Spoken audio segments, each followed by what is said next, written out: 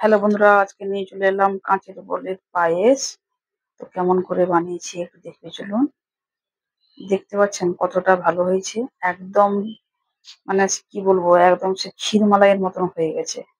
এটা কিন্তু আমি ফ্রিজে রেখে বের করেছি, ঠান্ডা করে বের করতে এইভাবে জমে গেছে। আর ফ্রিজে রেখে যদি খান তাহলে কিন্তু দুর্দান্ত হবে। আর যে মানে জেলির মতন টান টান থাকে ওটা থাকবে না।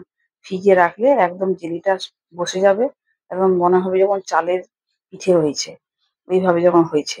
আর যদি গরম গরম খান তাহলে কিন্তু ওই সাবুটা কিন্তু জেলির মতন লাগবে। ঠিক আছে, চিবাতে একটু প্রবলেম হবে। এই জন্য আমি বলবো যে যখনই রান্না করবেন তখনই কিন্তু ফ্রিজে ঠান্ডা করে রেখে দিবেন।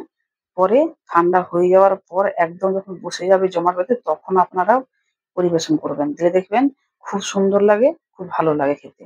তো চলুন কিভাবে বানিয়েছি একটু দেখে নেবেন চলুন। এটা আমি সাবুটা নিয়ে নিচ্ছি। আমি এই বড় সাবুটা না, মিডিয়ামটা নিয়েছি।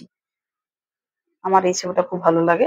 এই জন্য আমি এটা নিয়েছি। বড়টা আমার খুব পছন্দ, খুব একটা না। তো এটা নিয়ে আমি জল দিয়ে ভালো করে ধুয়ে ফেললাম। ধুয়ে করে আমি ০.৫ ঘন্টা মতো রেখে দেবো।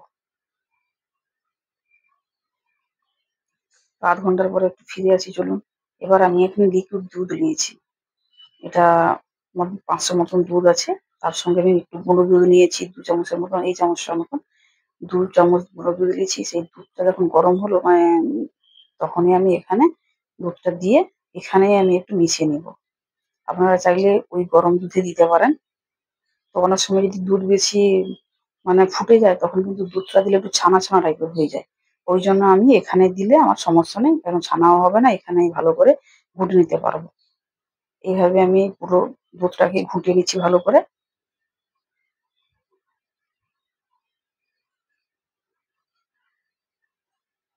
এরপরে আমি এখানে আরেকটু দুধ দিয়ে দিব। এই যে দেখুন, এই মিল্কটা আমি এখানে ব্যবহার করেছি। এটা এটা দিলে একদম অপূর্ব স্বাদ চলে আসবে। আমি এটাও এখানে দিয়ে একটু মেল্ট করে নেব।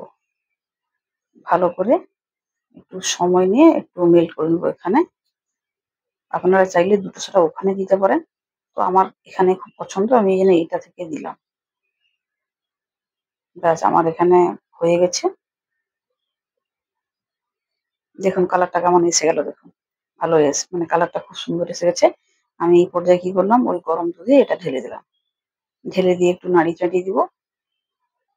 এটা একটু ফুটে ঘন হয়ে যাক, ততক্ষণে আমি সাবুটা দিকে একটু চলে যাই। আসুন, এবার সাবুটা দিকে চলে এসেছি। সাবুটা এতক্ষণে আমার কিন্তু দেখুন অনেকটা গলে গেছে। আপনারা চাইলে কিন্তু এটাকে নিয়ে মিক্সিতে আপনারা একটু ইয়ে করতে পারেন, দিলে কি হবে আর এরকম করে হয়ে যাবে। আর না চাইলে হাতে ম্যাশ করে দিলে হয়ে যাবে। দুই দুই দুই ধরনের করলেও হবে। হাতেও করতে পারেন, মিক্সিতেও করতে পারেন। করে এইভাবে এই দেখুন এখানে অবশ্যই একটু লবণ দিবেন। লবণ দিয়ে লবণ দিয়ে মাখিয়ে বল বল মতন করে নিবেন। এই যে যেভাবে বল বল কুচি দেখতে পাচ্ছেন ওইভাবে কিন্তু করবেন। ওহো!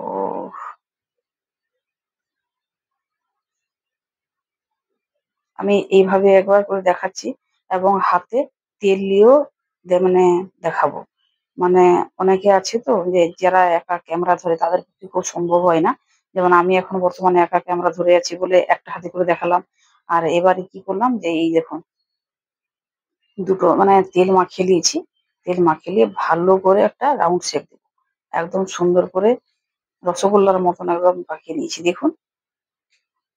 আপনারা সাইজটা যে যার মতন করে করবেন। তো আমি বলব যে একটু ছোট মতন করবেন। এগুলা ফুলে না ডবল হয়ে যায়।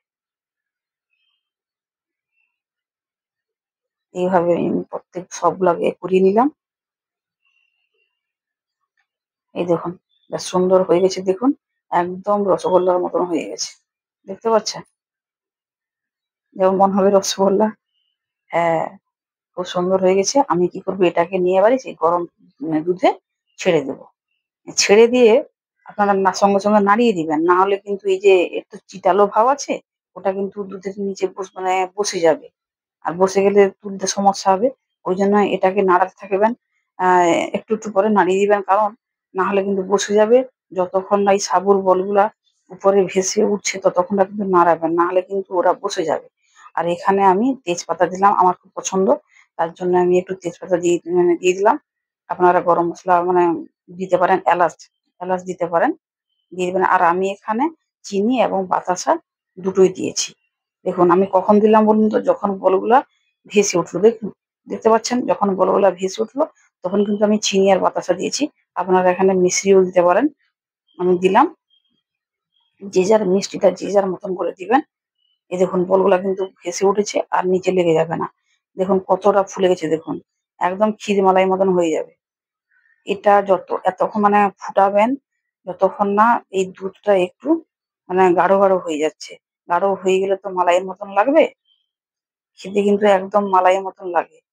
সাবুর মানে পায়েস কিন্তু খেতে দুর্দান্ত লাগে।